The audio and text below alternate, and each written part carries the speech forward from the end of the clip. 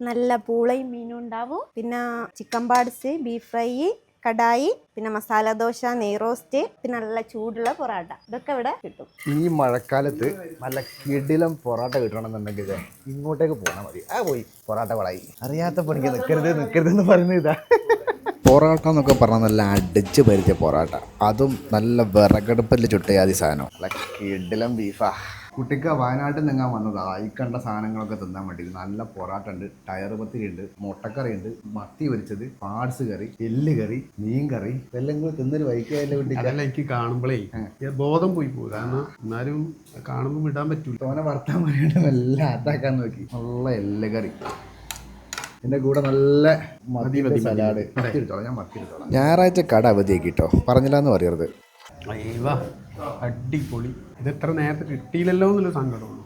അടിപൊളി മത്തി പൊരിച്ചതും എല്ല് കറിയും അടിപൊളി സാധനം. നമ്മുടെ നാട്ടിലൊന്നും അങ്ങനെ കൂടുതൽ കാണാൻ കിട്ടാത്തൊരു സാധനമാണ് ഈ ടയർ പത്തിരി. അത് ചിക്കൻ പാർട്സും പൊറാട്ടയും കൂട്ടിയിട്ട് പിടുത്തം. അടിപൊളി സാധനം, നല്ല നാടൻ ടേസ്റ്റ്. 100% രുചിയും വൃത്തിയും കാര്യങ്ങളൊക്കെ ഉണ്ട്.